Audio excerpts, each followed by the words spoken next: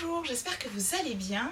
Aujourd'hui, je vous propose qu'on teste ensemble la réalisation d'une chemise. Voilà, dans l'idée, on progresse en couture, on n'a plus peur de s'attaquer à des choses de plus en plus techniques.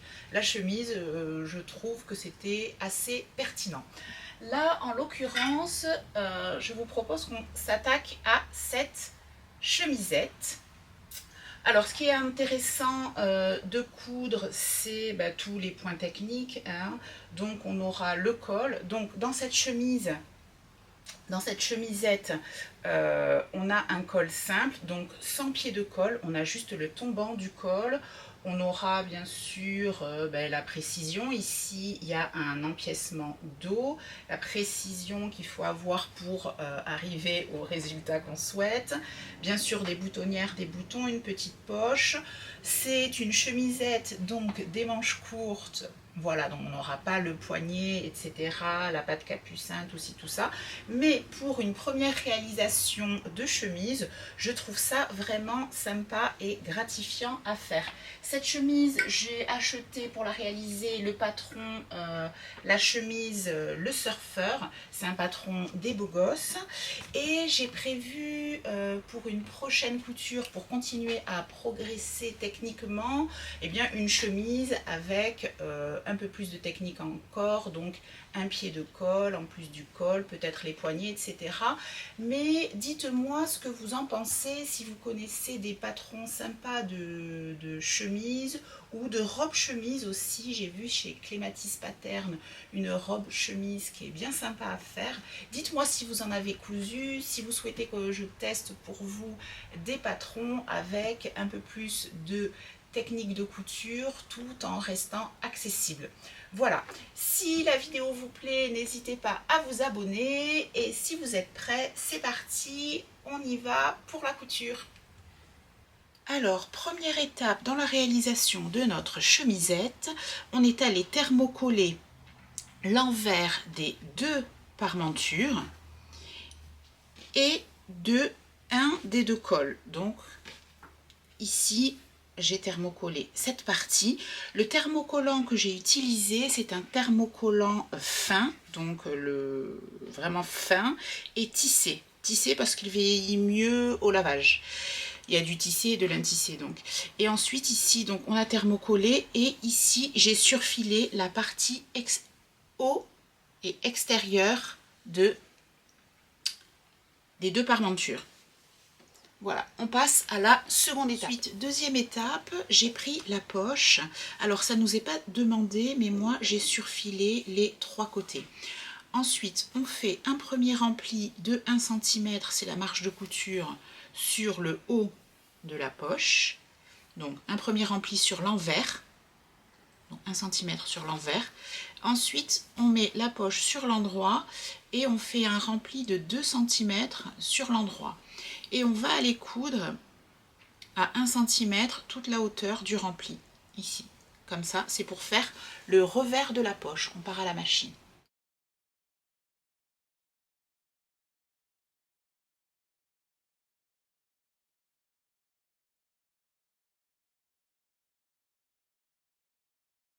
Sans dégarnir les angles, ça nous permet d'avoir un bel angle justement si on met bien l'index ici, là, comme ça.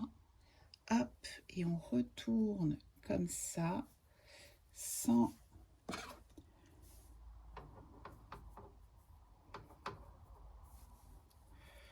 Donc si c'est pas joli, on dégarnit, mais si ça donne de la tenue à notre poche, on peut conserver. Donc on va voir et on décide en fonction. Hop, là,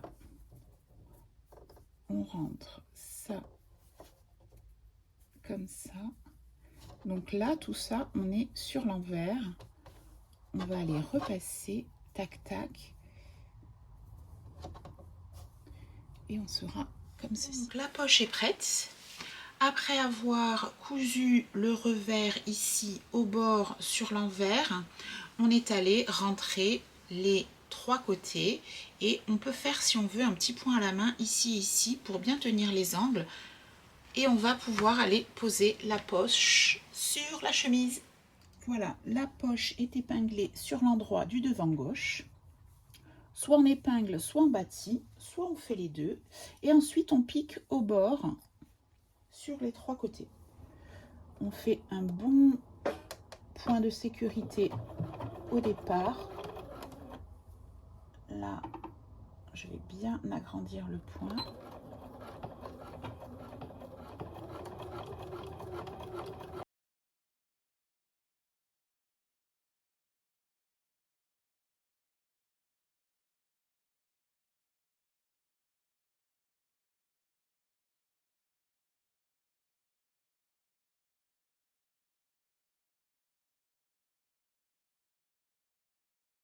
Voilà, notre petite poche est cousue.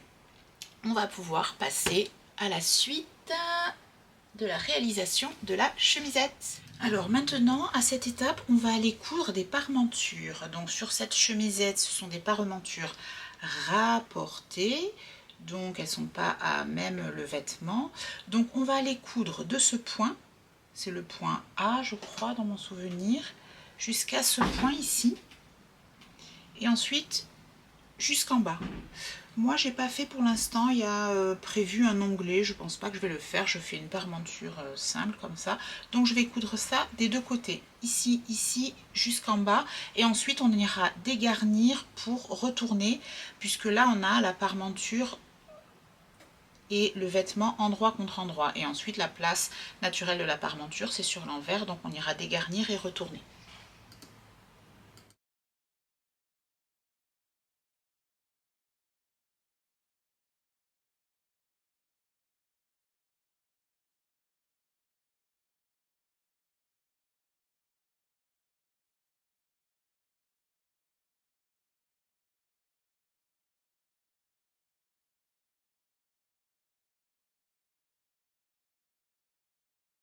Donc voilà, les parementures sont cousues et retournées sur l'envers. On les a cousues sur endroit contre endroit. Ensuite, on a dégarni ici pour avoir un joli angle. Et ici, on a cranté pour garder les marges de couture qui vont être prises dans le col. Et ici, on a fait une petite couture de maintien pour tenir les parementures sur la ligne d'épaule. Voilà, pour que ça ne se balade pas. Voilà, on en est à ce point, on va pouvoir continuer. On poursuit donc avec le dos et les deux empiècements dos. On va prendre le dos en sandwich entre les deux empiècements dos. Donc voici le haut du dos, voici le bas de l'empiècement, le bas ici d'un empiècement avec l'encolure ici. On a le milieu qu'on va aller épingler comme ceci. Donc, hop, on épingle les milieux, tac, et les extrémités. Là, on va mettre bien tout comme ça. Et ensuite, on va prendre, hop, le deuxième empiècement dos. Et on va venir épingler également, comme ceci. Hop, là.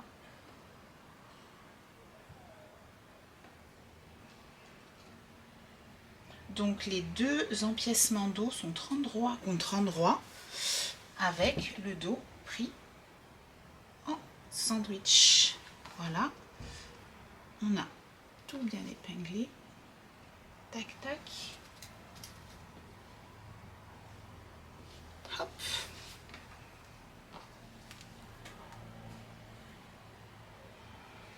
Et on va venir faire une piqûre tout du long et ensuite on dégarnira pour ne garder que la moitié de la marge de couture, donc 5 mm.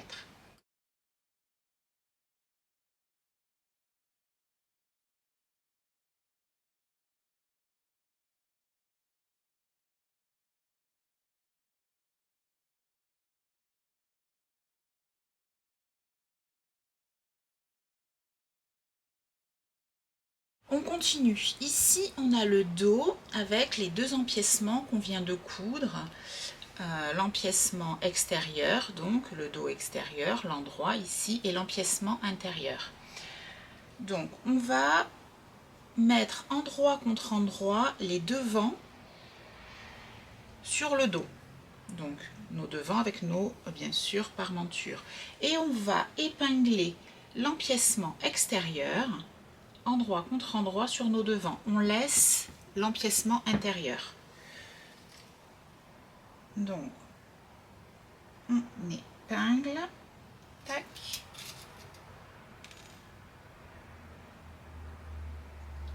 Comme ceci. En fait, c'est une couture en fourreau qu'on va faire, ou bien on appelle ça aussi de plus en plus un burrito. C'est plus imagé. Donc là, voilà, ici, ce côté, c'est déjà fait. Donc, on a l'endroit avec la parmenture, le devant, pardon, qui est sur le dos, endroit contre endroit. Endroit du dos, endroit de l'empiècement extérieur, oui. Et on épingle la ligne d'épaule. On laisse les empiècements intérieurs, pour l'instant, intérieur de la chemise, non épinglés. Ensuite, on va venir rouler ici, comme ceci. Hop, le devant avec la parmenture. On le roule sur lui-même. Tac, tac, tac. On va faire la même chose avec l'autre devant qu'on roule. Hop. Tac.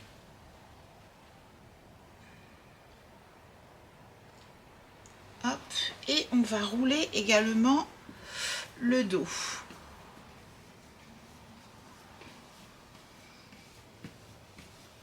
Hop.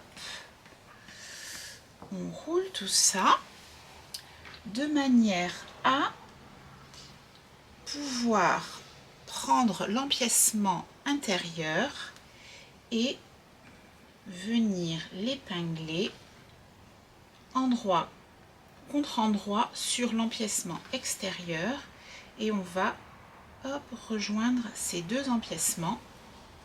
Est-ce que vous voyez, on épingle. En fait, on a roulé les devants et le dos pour pouvoir mettre les deux empiècements endroit contre endroit. Hop.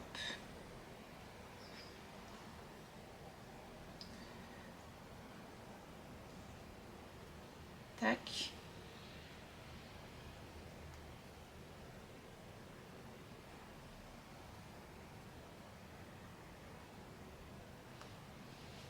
Et on va aller coudre ici, on va faire la même chose ici, on va aller coudre à 1 cm du bord, sans prendre bien sûr ce qu'on a roulé.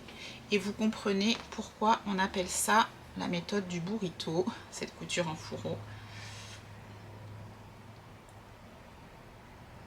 Et on va aller coudre tout de suite. Hop, nous voici avec notre burrito, c'est un peu encombrant, mais on coud à 1 cm.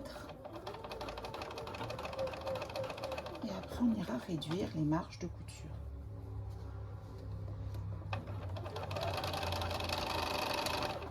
Donc en fait nos lignes d'épaule devant sont prises en sandwich entre les deux empiècements.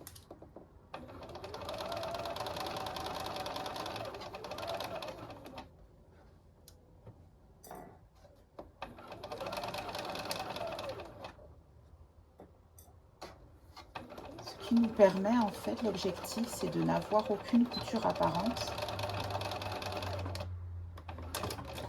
lorsqu'on a des empiècements.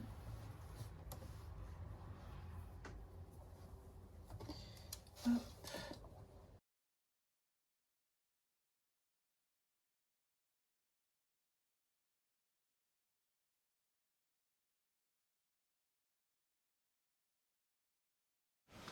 Notre burrito est cousu. Donc, je m'assure que je n'ai pas pris ce fameux burrito dans la couture de manière malencontreuse. Non. Tac, tac. Hop là. Tac. Donc là maintenant, on va pouvoir réduire les marges de couture et retourner.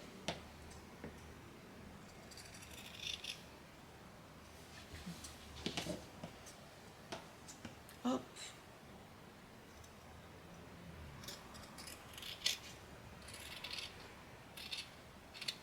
Tac.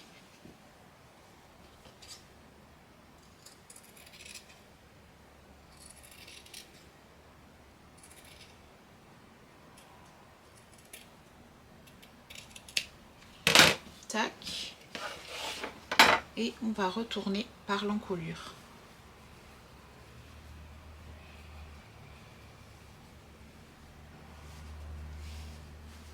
Tac.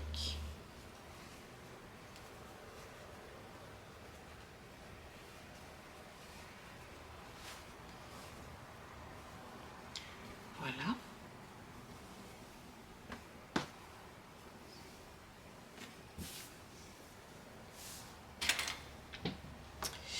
Et on a bien notre empiècement dos.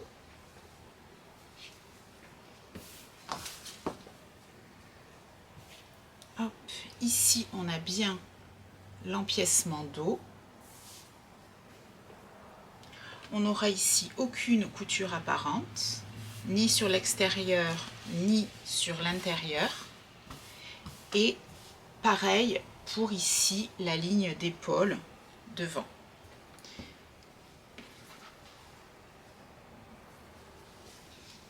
Tac, sur le devant. Hop. On est comme ceci. Tac. Donc, mis à part des fils qui dépassent, notre couture en fourreau ou méthode du burrito a bien fonctionné. Voilà. On va pouvoir continuer, passer à l'étape suivante. Et l'étape suivante, c'est le col. Tac. On va prendre nos deux pièces de colle. On a une pièce thermocollée et pas l'autre. On va les mettre, donc celle-ci est thermocollée. On va les mettre endroit contre endroit. On va piquer à 1 cm les trois côtés et on va dégarnir. Alors, c'est pas indiqué dans le patron, mais moi je vais commencer la couture à 1 cm du bord et je vais la terminer également ici à 1 cm du bord. Je ne vais pas jusqu'au bout de la ligne qui sera piquée sur l'encolure. Je vais vous indiquer pourquoi tout à l'heure.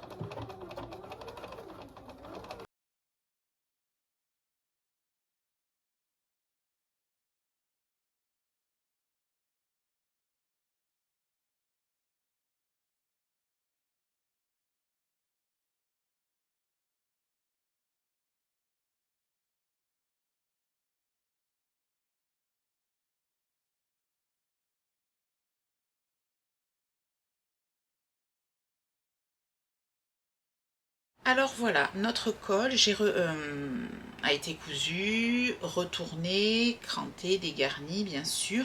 Et je vous avais dit à la couture des deux parties de col endroit contre endroit que moi je commençais la couture à 1 cm du bord ici.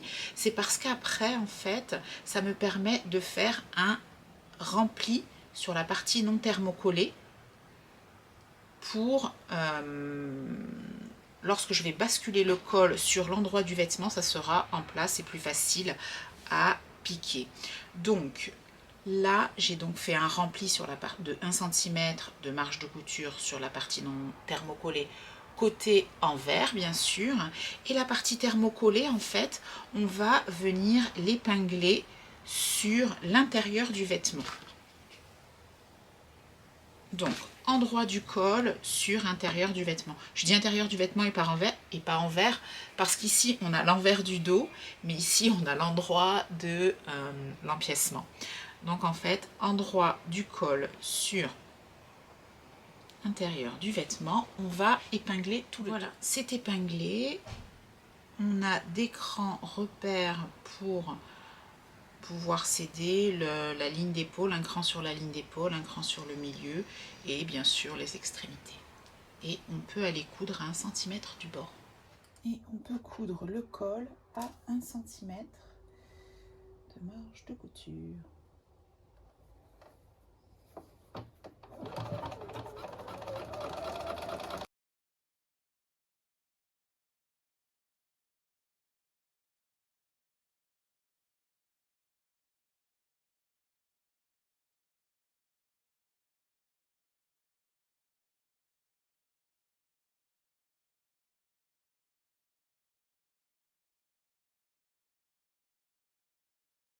Donc voilà, le col a été cousu sur l'intérieur du vêtement, en tout cas pour la partie thermocollée.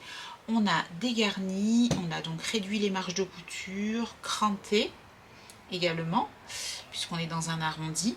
Ensuite, on va basculer le col, tac, comme ça, sur l'endroit du vêtement. Et après avoir repassé la marge de couture sur l'intérieur du vêtement, ici, j'avais préformé au fer à repasser la marge de couture qui sera rabattue sur la couture qu'on vient de faire. Comme ça, en fait. Tac. On épingle et on va coudre à... Hop, là, on bascule la couture dessus également. Tac. Comme ceci. Donc là, il faut bien rentrer. Tac, tac. Tac. On épingle.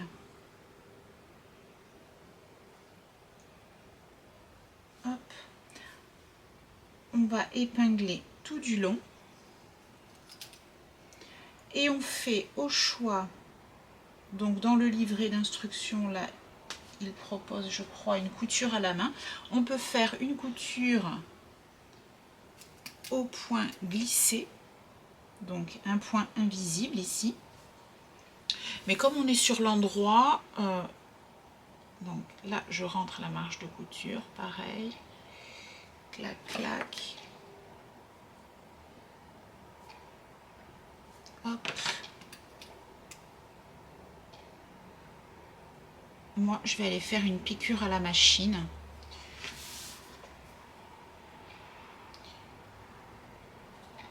À 1 mm du bord.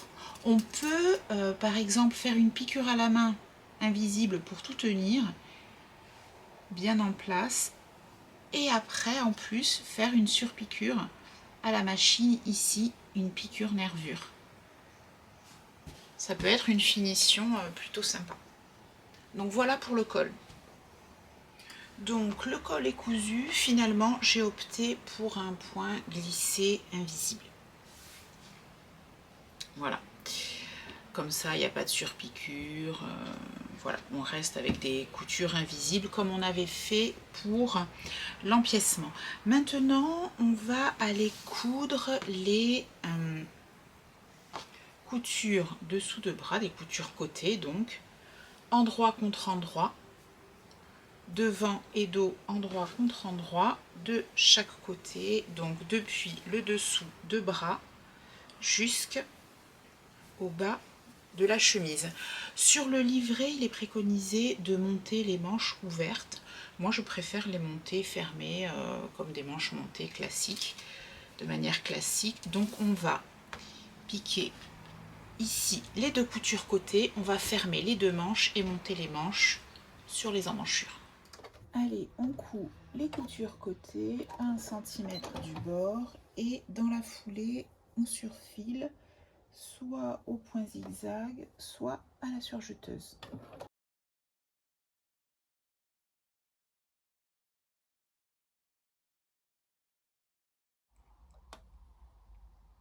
Voilà où nous en sommes. La chemisette est montée, les coutures de côté sont faites. Maintenant, montons les manches Donc tout simplement, voici nos deux manches, on les plie endroit contre endroit et on va aller faire 7 coutures ici pour les fermer et pour les monter sur la chemise aussi avec les coutures côté fermées. Voilà, les manches sont fermées ici sur la couture de dessous de bras. Donc on a piqué et surfilé. Ici on a la chemise.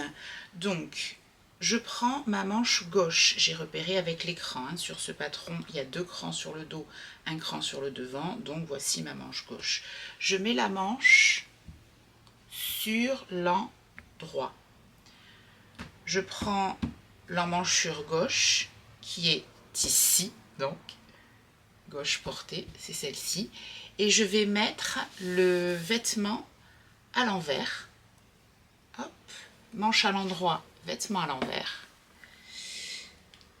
Et on va épingler endroit contre endroit. Donc on va épingler nos repères ensemble. La couture côté de la chemise avec la couture côté de la manche, de dessous de bras, comme on veut.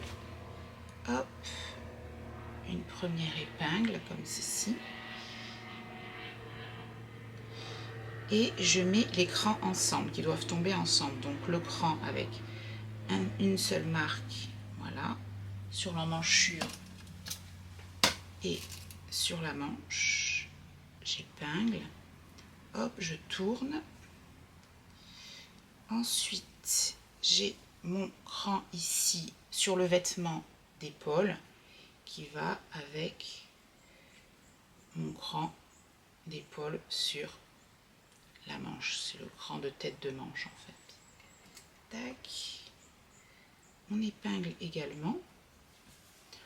On continue. Hop. Là ici, sur le patron, ils avaient indiqué un cran également qui va avec la couture de l'empiècement. Donc je peux épingler ici aussi. Hop.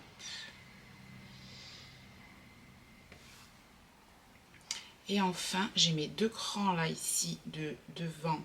Mes crans de ici c'est le dos, pardon. Mes 2 crans de dos sur l'emmanchure que je mets avec mes 2 crans de dos de manche.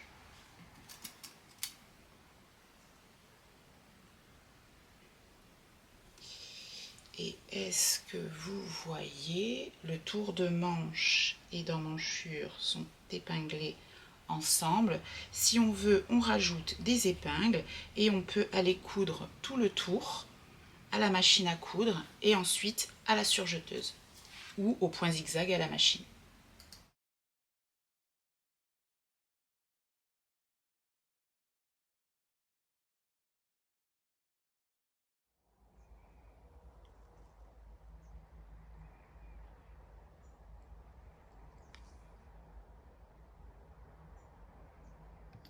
Ok, donc là j'ai choisi de faire un ourlet tout simple.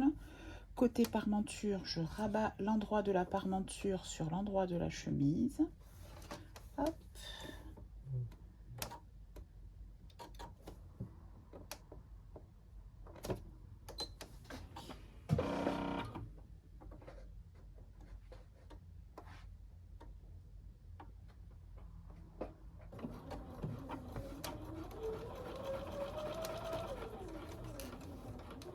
Voilà, on a remis la parmenture à sa place sur l'envers et on peut faire maintenant l'ourlet. J'ai fait un simple rentrée de 1 cm.